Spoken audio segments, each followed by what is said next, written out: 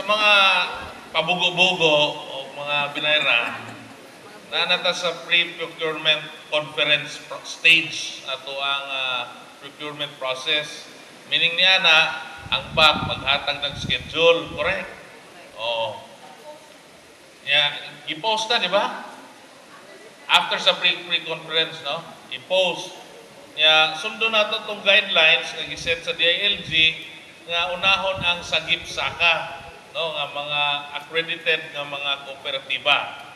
Karon, kung despite diligent efforts, nangita man ni sila Gigi Lano, dili lamang sa Davao del Sur, kung dili sa mga sikbit nga lalawigan, kung dili enough, after 2 failed biddings, kaya di man mo qualify, then we can conduct competitive bidding.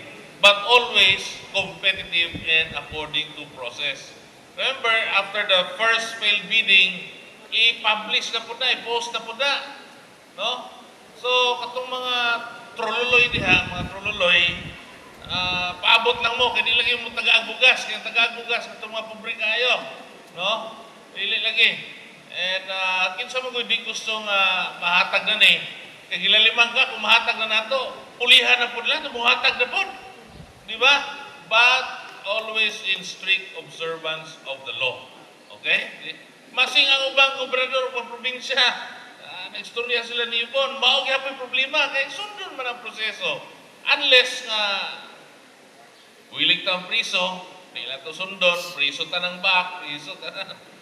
Tus, sugot mo na? Kamu ba? Mo na yung sa troluloy. No? Tus, magkaila kami ninyo. Ginoo ko. Sige. Okay na to? Sabot na mo? Yes. Ay, kagul. Di lagi ko magpaipal, ighatag na. Tus, ginoo ko. Kakapoy ra mag-alas ang bugas. Kanong mag-alas-alasa, magiging bugas yun. Sus, kamu na bahala na, Gigi Lano. Ala ka diha. Sa di ay. Ako maging singot-singot. Init kayo. Kasi magkuyapan pa ko. Tiguang na ko. Ha?